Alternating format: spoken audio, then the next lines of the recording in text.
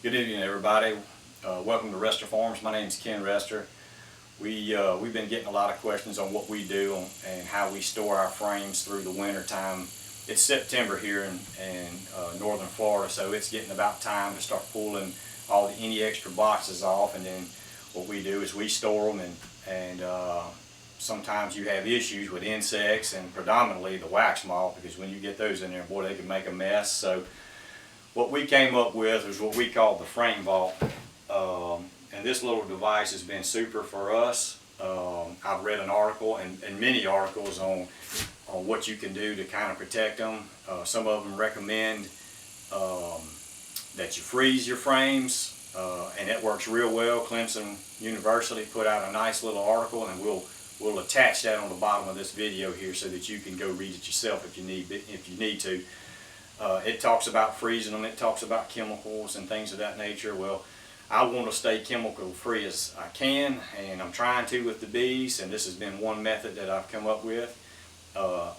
In the process of freezing my frames, it seemed like I was always running into issues, whether I stored them in a bag or container or however I did. It was always ended up molding and mildew, and it was just a mess. So then you put them back on your hive, and it seemed like it took your bees a long time to kind of clean them up, or you ended up just cleaning them up or throwing them away. So what we came up with is what we call the frame vault. We call it that. It was actually probably easier to patent this than it was for us to come up with this name. My family and I all got together and said, hey, what's the purpose of this? What does it do? And it's kind of the vault and the frame vault, i.e. to protect your bees' investment, because they do spend a lot of time and a lot of energy drawing out this comb. I like it because in the springtime, after storing them, I would pull my honey supers out or my brood boxes, and I could put them right back onto my beehive.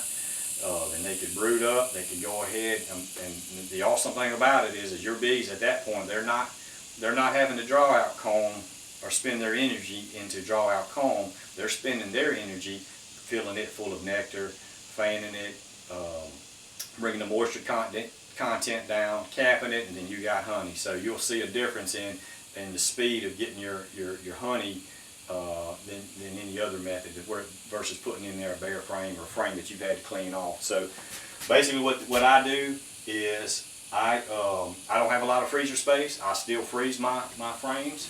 So what we do is I freeze them. All I do is freeze it 10 at a time. That's all the space I have.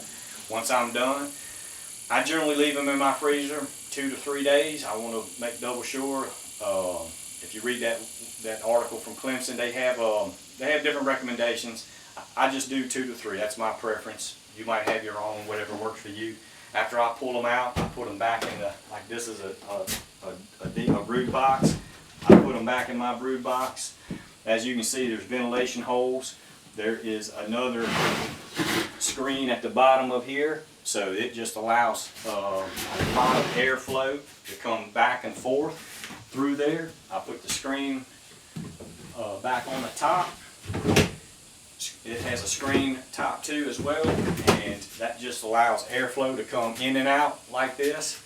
And so if naturally when you pull them out of a freezer and it's a humid environment, they're going to condense. But with this airflow, I've got vent holes all around. It allows that air and that moisture to go ahead and come on through.